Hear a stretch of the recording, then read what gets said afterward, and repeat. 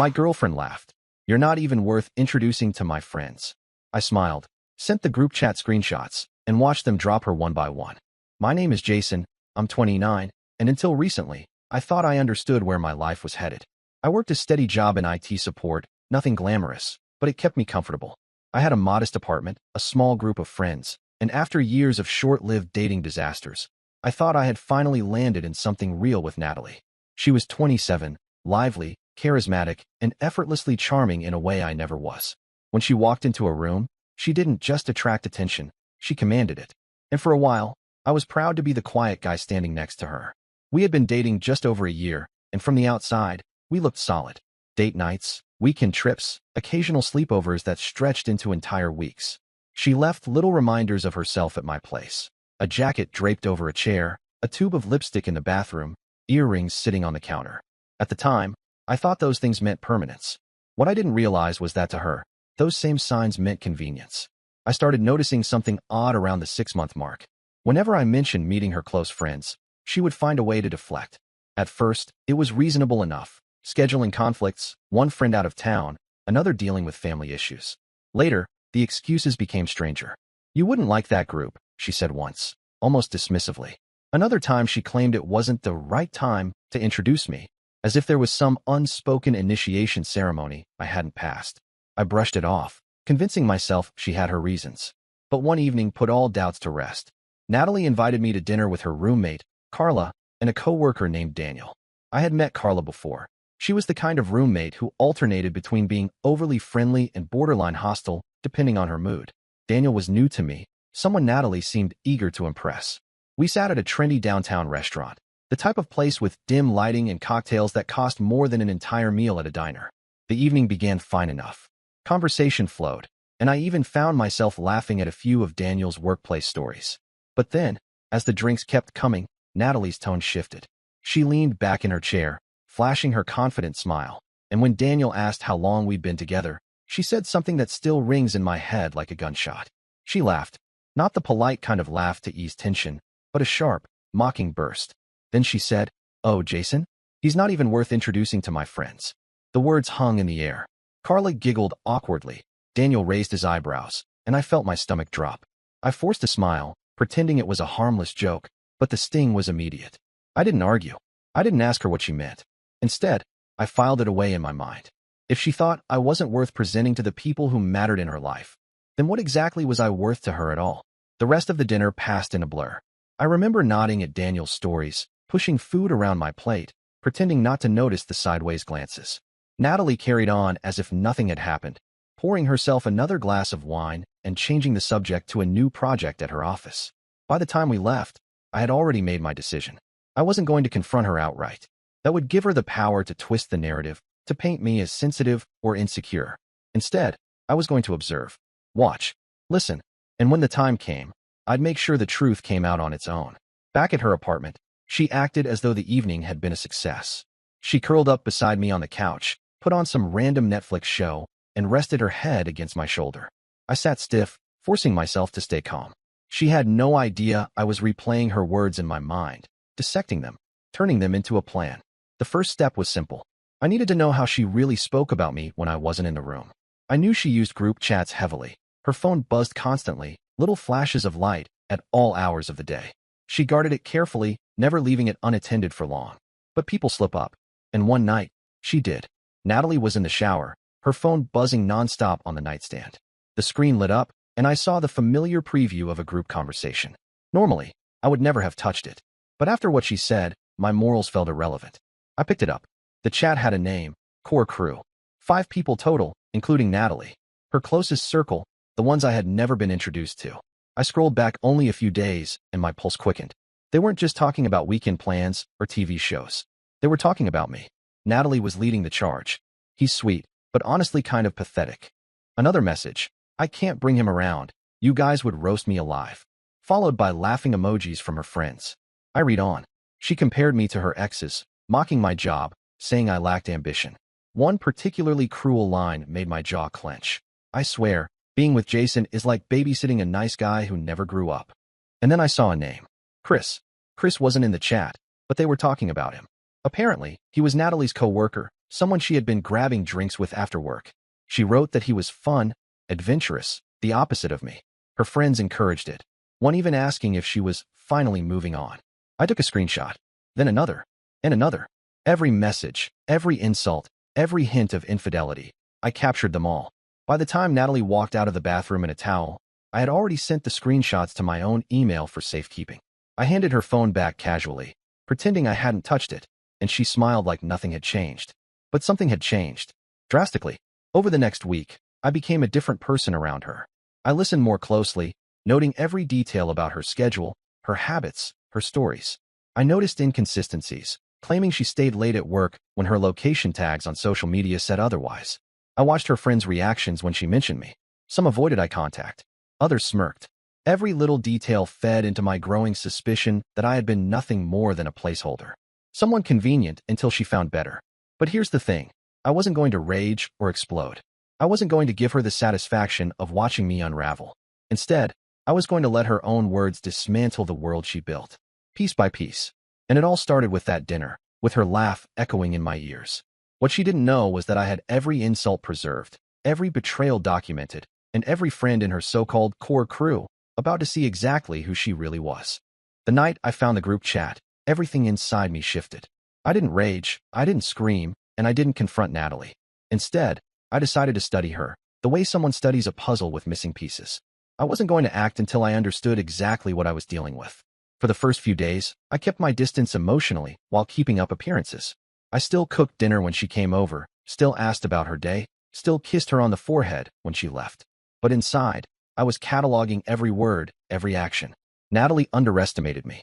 She thought I was slow, passive, easy to manipulate. But she had no idea that I had already started mapping her entire world, her habits, her lies, and the fault lines in the friendships she clung to so tightly. The group chat became my compass. Whenever Natalie left her phone unattended, I scrolled through the messages.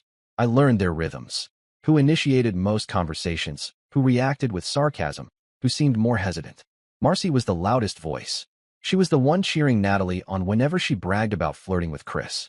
She made jokes at my expense, calling me the IT guy with the social skills of a printer.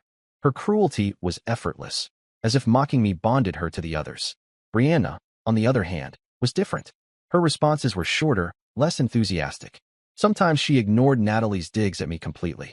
Once, when Natalie called me a safety net until something better comes along, Brianna replied only with, "That's harsh." It wasn't much, but it told me she wasn't fully on board. Those small differences mattered. They told me that the core crew wasn't as solid as it seemed. There were cracks in their loyalty, and cracks could be widened. Meanwhile, Natalie's behavior toward me grew bolder. She became careless, sometimes even brazen, as if she assumed I'd never push back. She forgot plans we'd made, claiming she had late-night deadlines, only for me to see her tagged in Instagram stories at bars. One evening, she came to my apartment smelling of someone else's cologne, laughing about work drinks. I didn't ask who she had been with. I didn't have to. The group chat told me everything. She and Chris had been spending more time together. He wasn't in the chat, but his presence was constant. They talked about his jokes, his bold personality, his adventurous nature. Natalie hinted that he made her feel alive. Her friends egged her on, some teasing her about replacing me. But there was more. Through the chat, I pieced together their schedules. Drinks after work on Thursdays, brunch on some Sundays, errands that aligned suspiciously with Chris's days off. She thought she was clever, but she left breadcrumbs everywhere. I began to document everything. Screenshots of the chat, timestamps of her social media activity, copies of receipts she left lying around. I even tracked her location tags when she posted photos. Slowly, a timeline emerged, a clear pattern of her movements and lies. It felt less like snooping and more like conducting an investigation. I was no longer her boyfriend in the traditional sense. I was an observer, a detective quietly building a case. And I wasn't rushing it. The longer I waited, the more evidence piled up. The turning point came one Friday evening. Natalie said she was going out with Carla to shop for home stuff. She asked if I wanted to join, but the invitation was half-hearted. I declined, telling her I had a long week and wanted to rest. She left around 6. By 9, I was scrolling through her friends' stories on Instagram. Carla was at her boyfriend's place, posting photos of them making pasta together, which meant Natalie wasn't with her. At 10, I saw the proof. A photo posted by one of Chris's coworkers, a group shot at a bar downtown. In the background, blurred but unmistakable, was Natalie, leaning into Chris with a smile that wasn't meant for a casual colleague. I saved the photo, then went back to the group chat. Sure enough, minutes later, Marcy commented about how cute they looked together. Natalie laughed it off in the chat, but the subtext was clear. She didn't care who knew. That's when it clicked. She wasn't just hiding me from her friends. She was embarrassed of me in front of them, while parading herself with Chris as though he was the real catch. And that humiliation, that deliberate erasure, was exactly what I could use against her. Over the next week, I refined my strategy.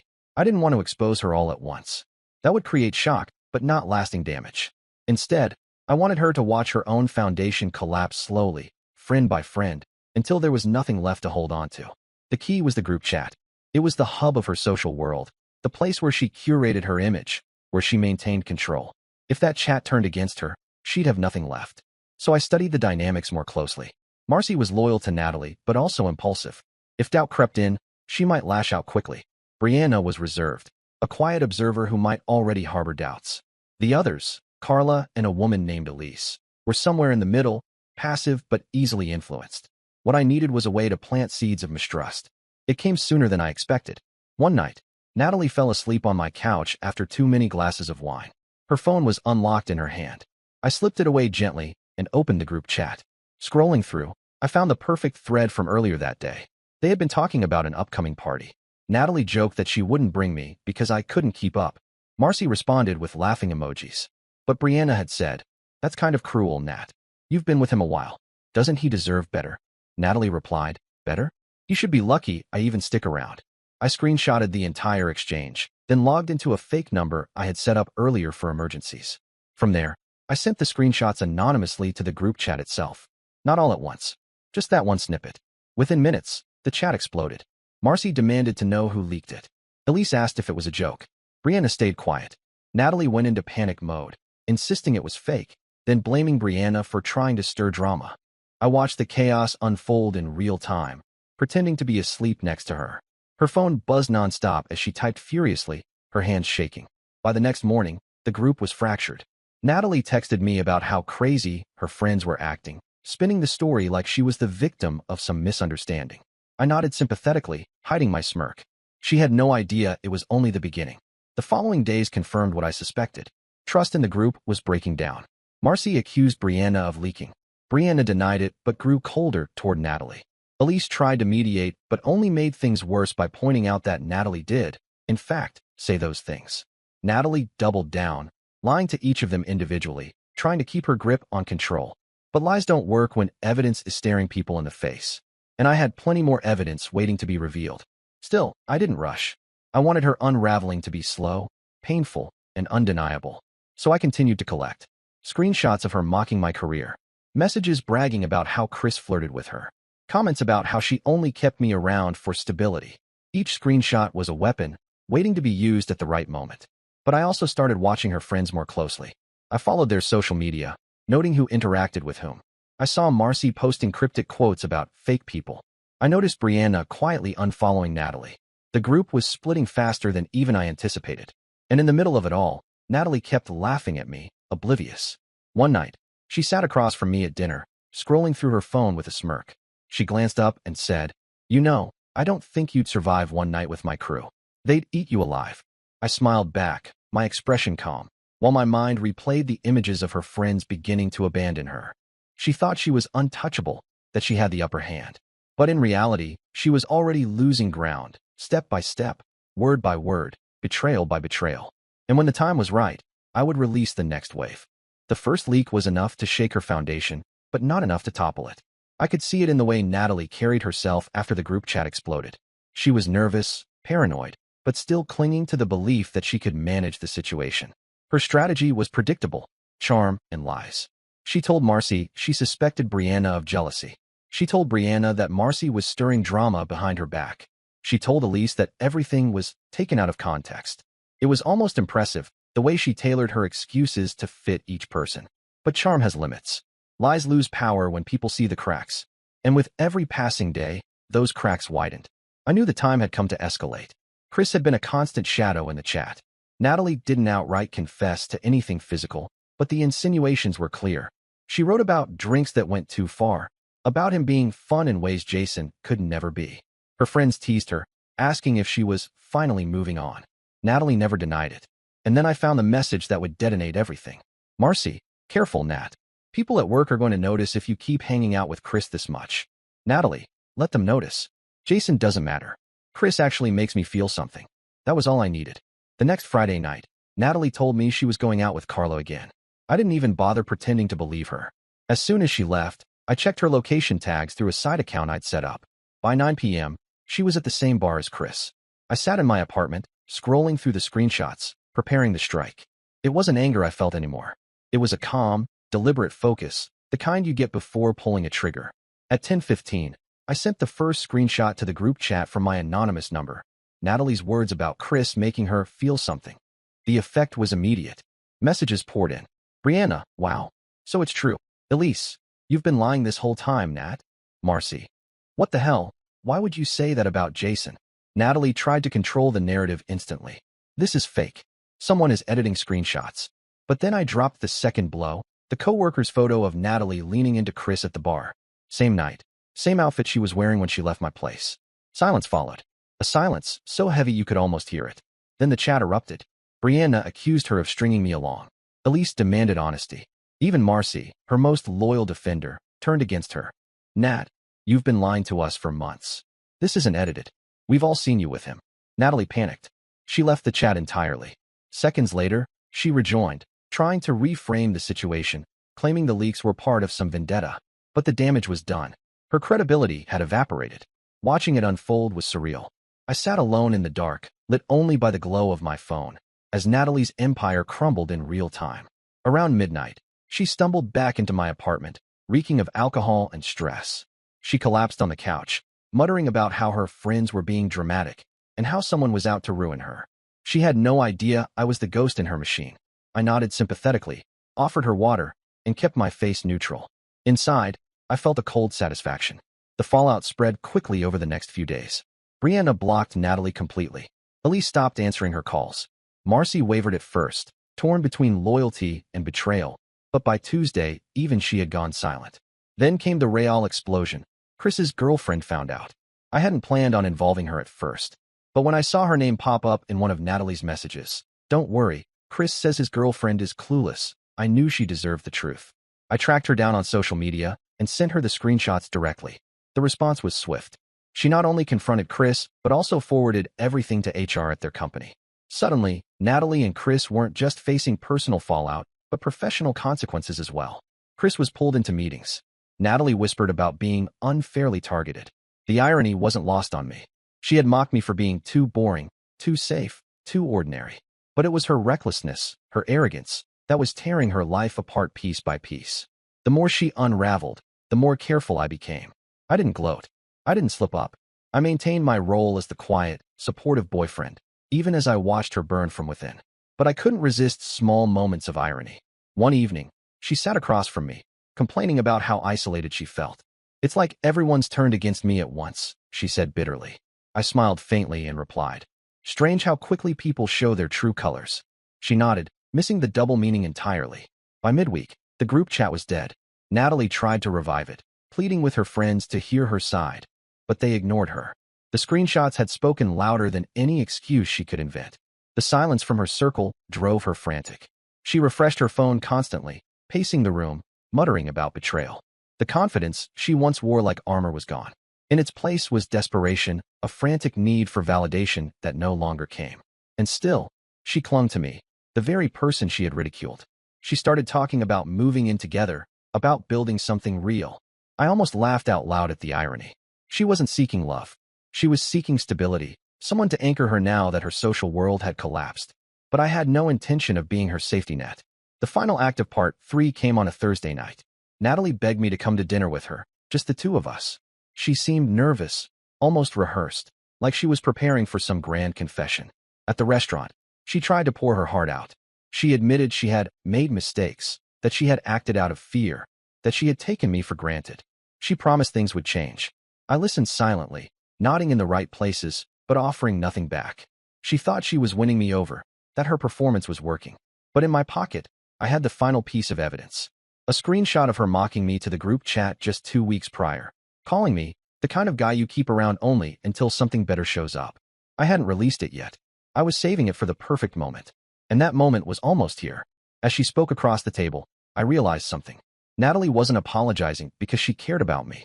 She was apologizing because she was losing everything else. I was her last option, her last audience, the only person who hadn't yet abandoned her. That's when the calm hardened into resolve. She thought she could laugh at me, belittle me, erase me from her life while building another with Chris. But now she had no friends, no loyal allies, and soon, she would have no me. Her fall wasn't complete yet, but it was close, very close, and I would be the one to deliver the final push. By the time Thursday's dinner ended, I knew exactly how the story would close. Natalie sat across from me, sipping her wine with a nervous smile, acting as if her half-hearted confessions had wiped away months of betrayal. She thought she still had control, that I was the dependable man who would forgive her, swallow the humiliation, and remain by her side. But she didn't understand that the Jason she mocked no longer existed. The quiet placeholder she had ridiculed at bars, the boring boyfriend she laughed about in group chats, he was gone. What remained was someone colder, sharper, someone who had already dismantled her social circle piece by piece. All that was left was the final strike. I waited until the weekend. Timing mattered. She had been desperate all week, clinging to me with new intensity. She texted constantly, asked when we'd see each other, even suggested a trip together to get away from all the stress. I agreed with everything she proposed, giving her just enough hope to lower her guard further. On Saturday, she invited me to her apartment. Carla wasn't home.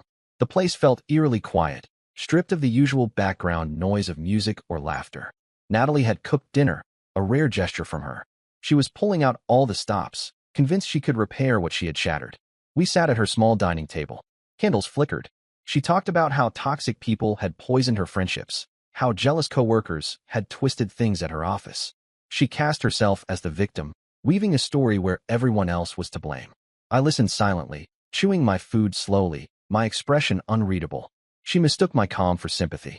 Halfway through the meal, she reached across the table, took my hand, and said, "Jason, I want us to be stronger than ever. I need you." That was when I pulled out my phone. I didn't speak. I simply opened the final screenshot, her line from 2 weeks earlier. "Jason is the kind of guy you keep around only until something better shows up." I slid the phone across the table toward her. Natalie froze. Her eyes darted to the screen. Her face drained of color. For a moment, she didn't breathe. Then she whispered, "Where did you get this?" I leaned back, my voice steady. "From the same place I got everything else." She stared at me, realization spreading across her face like cracks in glass. She opened her mouth, searching for excuses, but none came. She knew the game was over. "I sent it to them," I added. "All of them. Every word you ever said. They know exactly who you are." Her chair scraped against the floor as she stood abruptly, pacing the room. "You don't understand, Jason. It was just jokes, exaggerations, venting. They twisted it. You twisted it." I shook my head. "No, I didn't twist anything. I let your words speak for themselves." She stopped pacing, turned toward me, and I saw the fear in her eyes. Not fear of losing me, but fear of the isolation she already felt tightening around her like a noose. The following days unfolded like watching dominoes fall. By Monday, her group chat was gone. Deleted. She tried to start a new one, but only Carla joined, and even she stayed silent. Brianna had blocked her number. Elise unfollowed her on every platform. Marcy, once her closest ally, posted a cryptic line online. "Funny how some people reveal themselves. Don't worry, karma always shows up." At work, things were worse. Chris's girlfriend had forwarded the evidence to HR, and while they couldn't fire Natalie outright, the whispers were relentless. She found herself excluded from projects, avoided in meetings, no longer the charismatic center she once was. Her reputation, carefully built over years, was in ruins. And in her personal life, the collapse was even sharper. Invitations stopped coming. Her weekends, once filled with brunches and parties, turned into empty stretches of silence. She scrolled her phone constantly, waiting for a notification that never arrived. She clung to me harder than ever, but I kept my distance. I answered her texts with cold brevity. When she asked to see me, I claimed work obligations.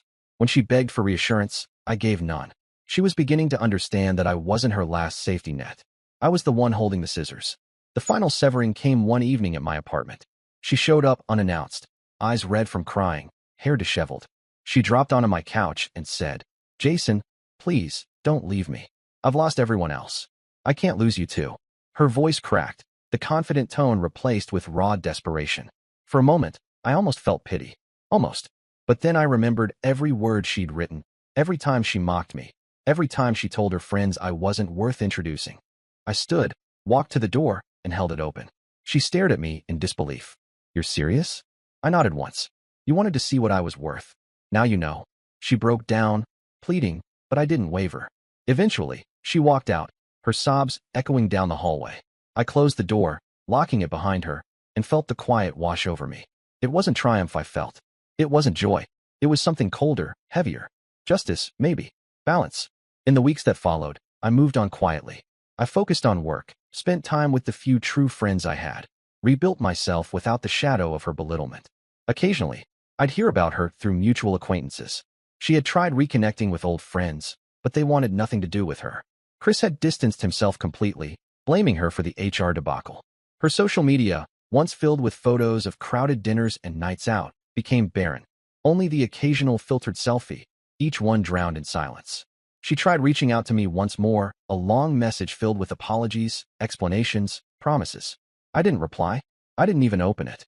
I archived it and moved on. Looking back, I realized she had been right about one thing. I wasn't worth introducing to her friends, not because I lacked value, but because my value was the one thing that exposed her truth. She built her identity on appearances, on controlling the narrative. And I was the mirror she couldn't control. By showing her friends the truth, I hadn't just destroyed her social circle. I'd forced her to confront who she really was when the mask came off. And in the end, the silence that surrounded her was louder than any revenge I could have planned.